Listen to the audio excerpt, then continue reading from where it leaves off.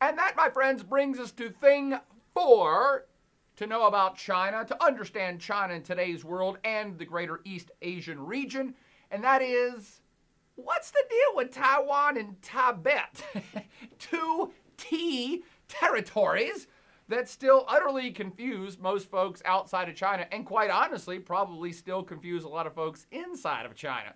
There's a lot of propaganda that goes around on both sides of the straits when it comes to Taiwan, and on all sides of the story when it comes to Tibet. So let's talk about these two territories in brief. And I've peppered enough facts and integrated these territories into the greater storyline along the way, so this actually shouldn't take too long, I don't think, to get to the heart of the matter when it comes to Taiwan. What is the deal with Taiwan? We'll talk about Tibet in just a second.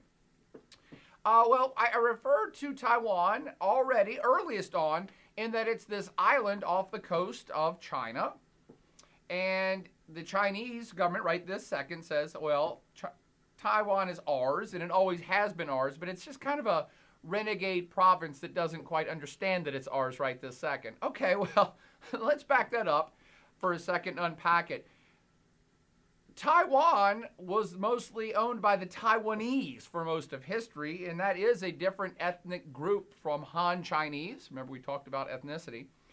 And it was an island that for most of its history was kind of unpopulated. It was just small populations of Taiwanese folks, mostly fishermen type cultures, I believe. I believe the first entree into the island was probably the 13th or 14th centuries by the Chinese dynasty. And even at that time, they said, well, there's not a lot of resources here. It's not of great strategic value. We don't really care that much. Plus, there's these local Taiwanese folks that keep fighting us and defending their territory, so we don't care that much about it. It gets more important in history about the 16th century, 16th, 17th century, when those Europeans started to come over and started to try to set up trade ports and trade relationships with China. Remember, I've already talked about this story. And it was the Portuguese that originally bumped into Taiwan and said, hey, there's like not that many people here. We can forcibly open up trade here and then set up shop to be opening up trade with China.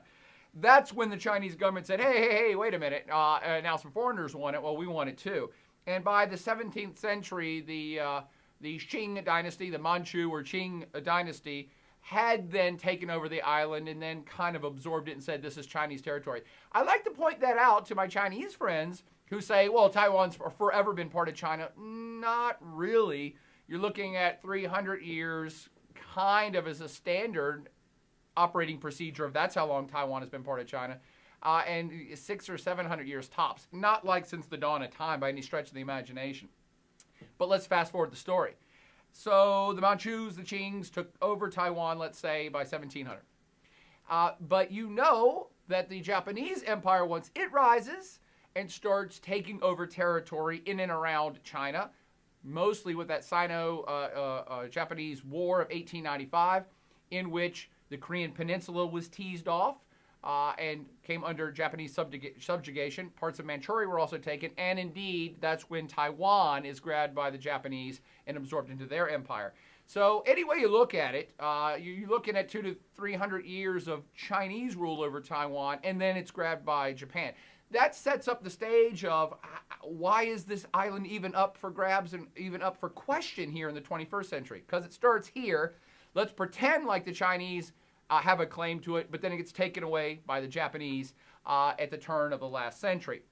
So by 1900, it's not the Chinese by any stretch of the imagination. They lost the island to the Japanese in the Sino-Japanese War of 1895. And fast forwarding again, you know the end of World War II.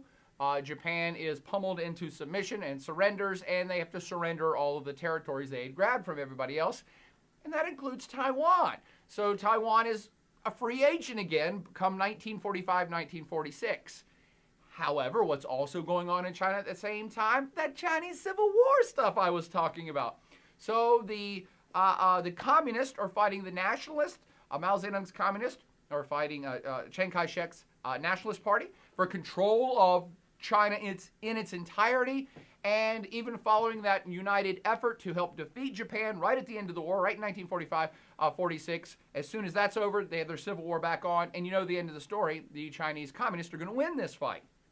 And because the communists are strong, they force out all the Nationalist Party, And in 1949, I've now already told you this too, the People's Republic of China was established. The PRC, established by the Communist Party. The People's Republic of China. Remember, some of these terms can be a little confusing. People's Republic of China is China, okay? And that's the one that was established by the Communist, the PRC, People's Republic of China. It's confusing because the Nationalist Party under Chiang Kai-shek were ruling as the Republic of China. So from, say, 1912 to 1946, or 1949 when they're defeated, you could make the claim that China was ruled by the Republic of China, the ROC under the Nationalists. But by 1949, no, that's done. The ROC is pushed out. The PRC is in place. Mao Zedong is in charge of this. Chiang Kai-shek, for his part, says, well, you know what? We actually didn't lose that war. We won the Chinese Civil War. We're just relocating our government to Taiwan. So the Republic of China basically has to flee. They're pushed out of the mainland China, and they have to flee to Taiwan because, again, Taiwan's up for grabs. 1946, the Japanese are pushed out. 1947, 1948, just hanging out.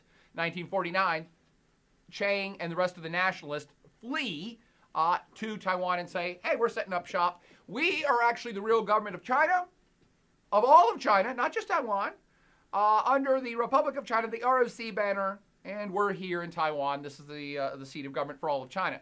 Of course, Mao Zedong and the communists are like, you a fool. You're not in charge of anything.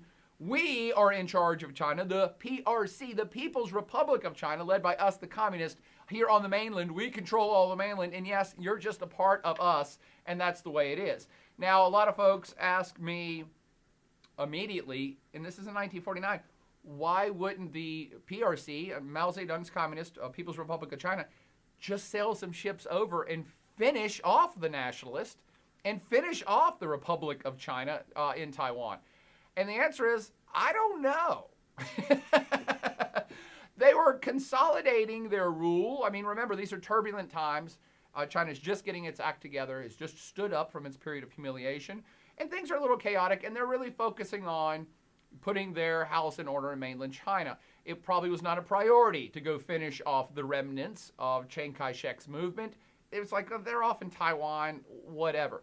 Also keep in mind, for those of you that know a little bit about history, that another front is opening up soon that's of much greater consequence, and that is the Korean War is getting ready to break out in 1950. So just a year after China in 1949 becomes Communist China, 1 year later, the Korean War is going to break out, and China's going to get involved in that, fending off its Korean allies from takeover, let's say, by the United States and the democratic capitalist countries that want the Korean Peninsula to become like them.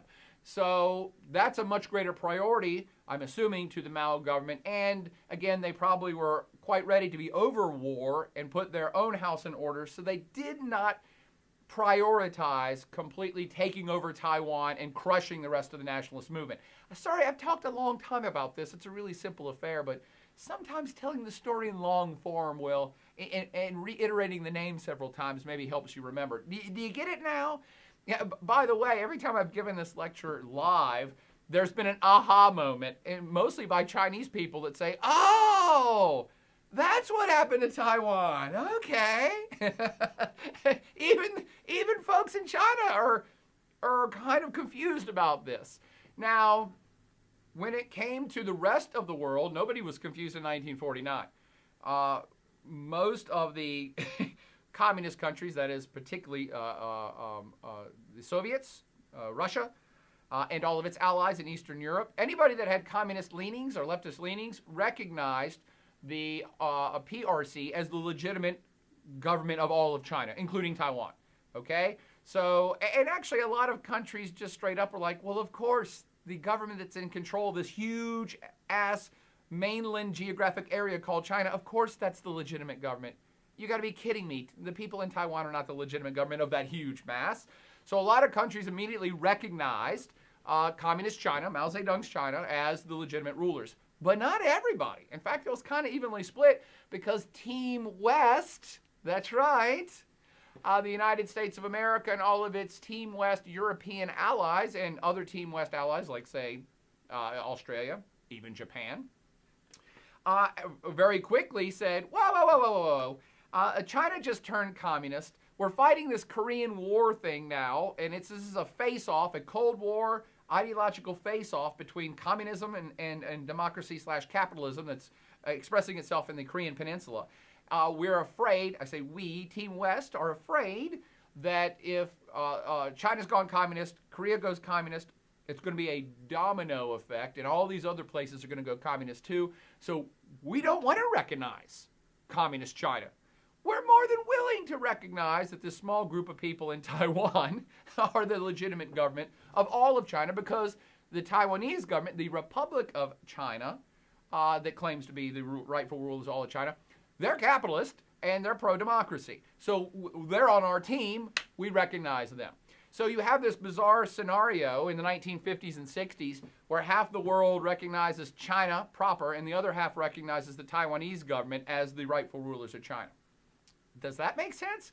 That's the deal with Taiwan early on, but of course, that's not going to hold into the modern era, because this does become more and more ridiculous as every year passes.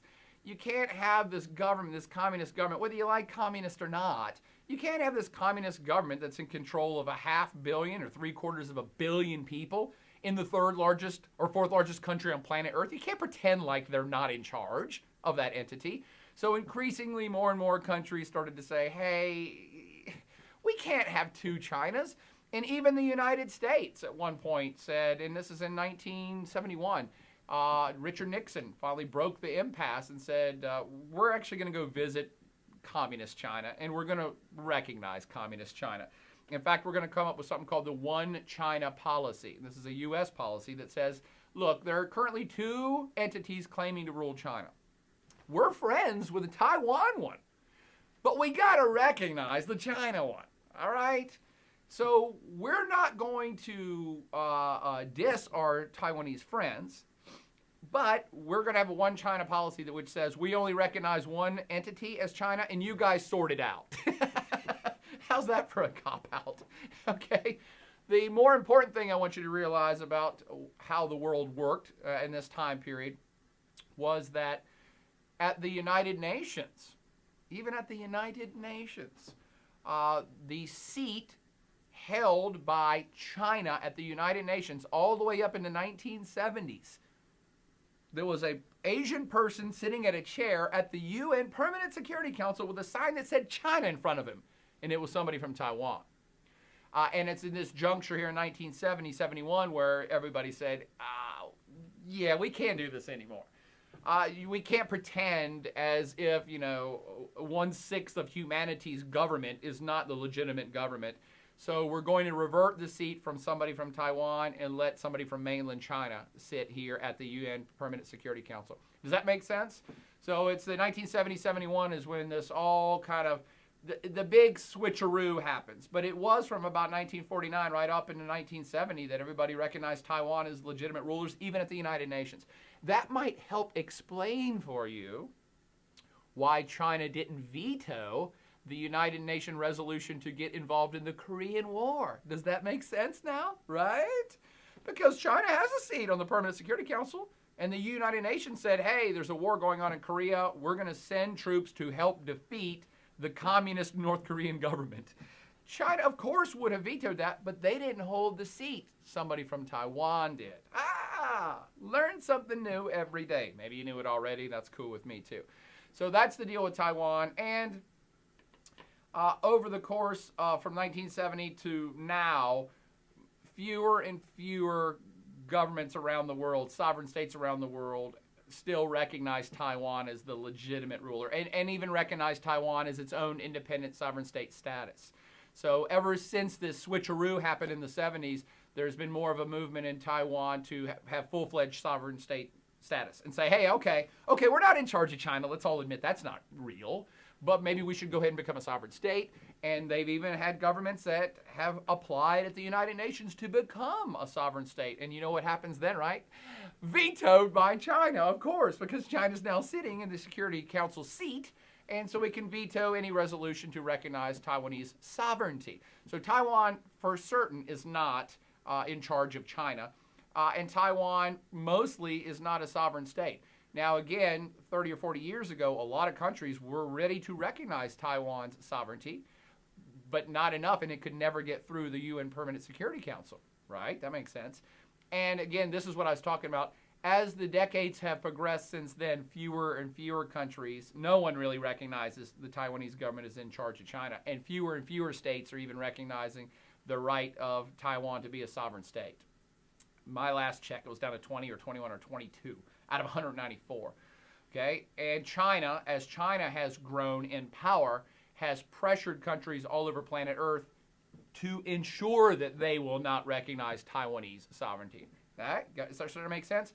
Now, maybe I've glossed over. I mostly wanted to explain the Taiwanese sovereignty issue to you and how it came to be. Hopefully you've got that now. But I shouldn't perhaps just blank over all of their unique history that's put them staunchly in the Team West category, which is causing a lot of friction in today's world as China is slowly thinking about reabsorbing Taiwan, properly reabsorbing it into China. And that is that Taiwan's rich, okay? It's fully developed. It's got a serious population density. I don't know if there's 20, 30, 40 million folks on this island, but it's a significant, urbanized, fully developed, rich, great infrastructure, decent military, little island off the coast of China. That's why it's of great consequence even in today's world. However, getting from 1949 to now, when they're in this super rich place, what happened? Well, Taiwan, for its first decades, was basically an authoritarian single-party state, not unlike China itself.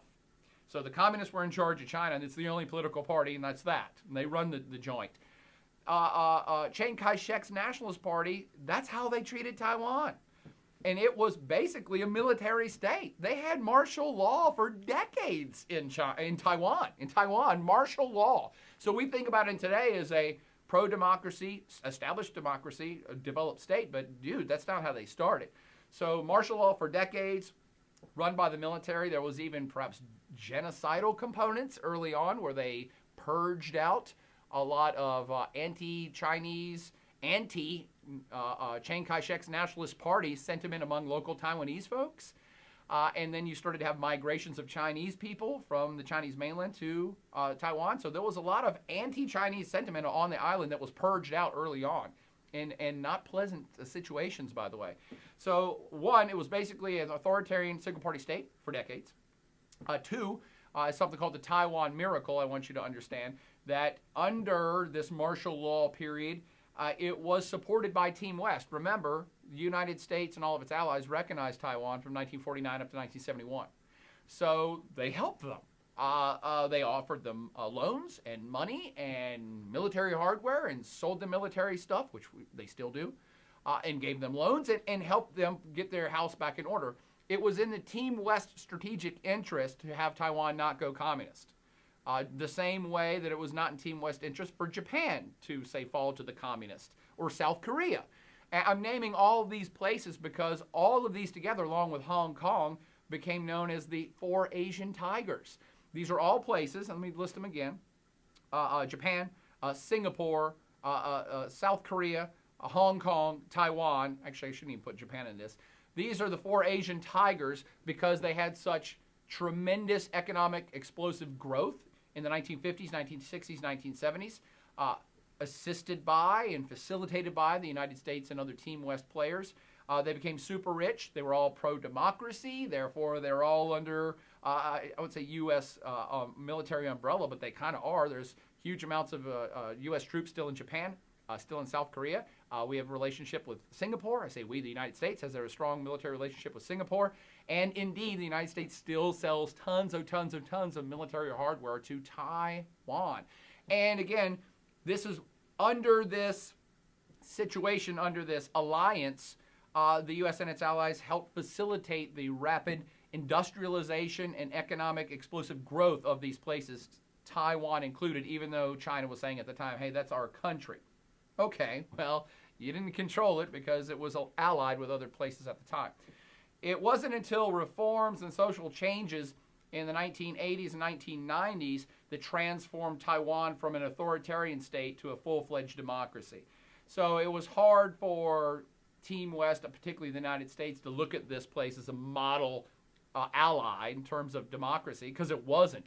But they started instituting changes in the 80s and 90s. They got rid of martial law. They actually opened it up to multi-party elections. So now in today's world, because of all the influence from Team West, partially because of the influence from Team West, Taiwan is super rich, super developed, has strong trade ties with other rich countries, and Team West has military alliances with Team West countries, and is now fully a pro-democracy, well-established democracy. Makes sense? Even though it may be part of China. And four, just to restate this again because it's quite important, the United States still has a strong alliance with Taiwan, and by, I believe, U.S. law has to help them by selling them military hardware and technology. Not the best of the best, but yes, the United States, supplies Taiwan with military stuff, which irks China all the time. Thanks. The United States says, hey, look, we're not recognizing Taiwan's sovereignty. We're not recognizing Taiwan as the true leaders of China. No.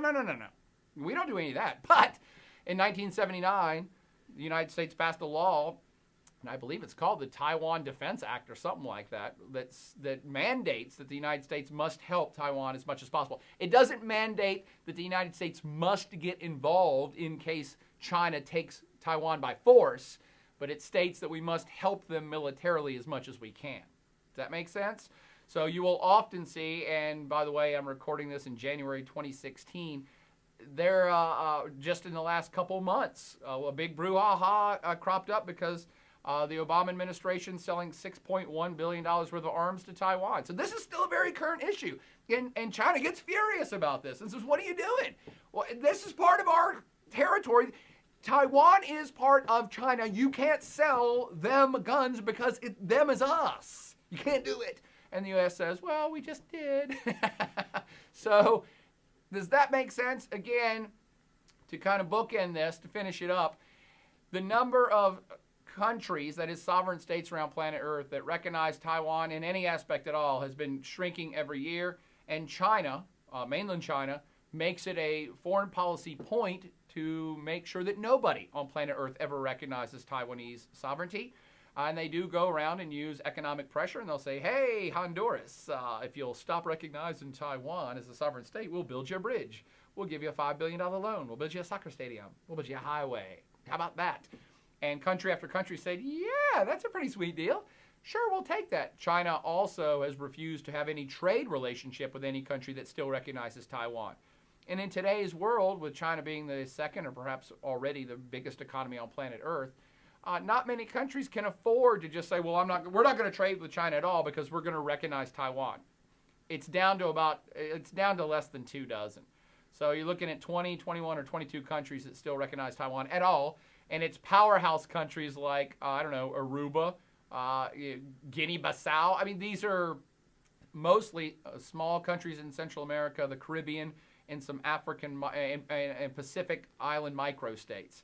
So no major countries on planet Earth recognize Taiwanese sovereignty, not even the United States, who's a good friend and ally and military supplier to Taiwan. That all makes sense. In fact, I would go so far as to say that the Taiwan issue here in early 21st century, it's kind of done.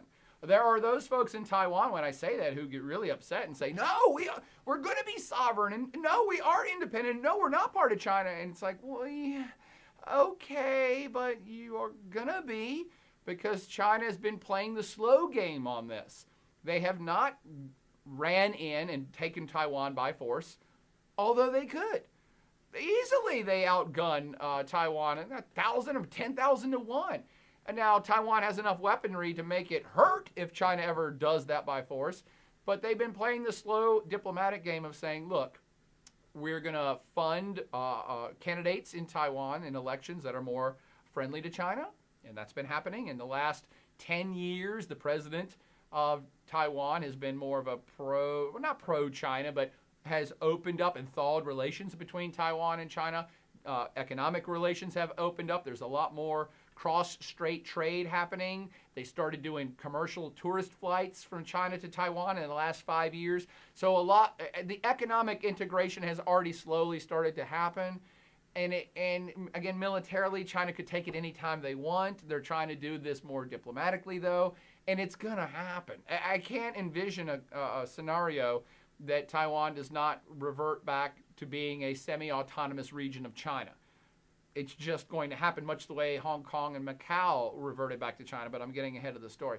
Does that all make sense? Now, that's not to say there's not a whole lot of people in Taiwan who don't want that to happen, but China is now so powerful that no one, I do not believe anyone on planet Earth, including the United States, is going to start World War III in order to prevent China from taking Taiwan back. America is the only country that's capable of fending off a Chinese attack on Taiwan, if it were to ever come to that, which it won't. But even if it were to happen, I do not believe the United States would willingly say, oh, okay, well, we're going to start a nuclear war just to defend Taiwan. I just can't see it happening. And the United States has made it clear, even to Taiwan. They've said, dude, don't declare independence. Do not do that. Stop going to the United Nations and asking to be declared a sovereign state. We're not even going to recognize you. Stop doing that. At the same time, the United States keeps supplying arms to Taiwan. So it's a little hard to gauge, but a full-blown war seems extremely unlikely anymore between the U.S. and China over Taiwan, and even between Taiwan and China. It's a war Taiwan can't possibly win. It would just kill a lot of people, and the end result would be that Taiwan would be reabsorbed in either case. Does that make a little... That's the deal with Taiwan.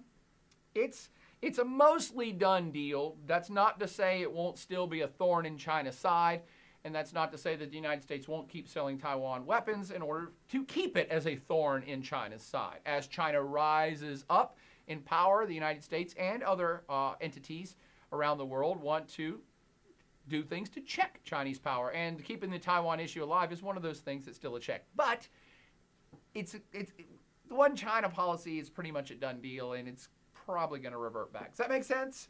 Okay. Then let's get to Tibet for just a moment.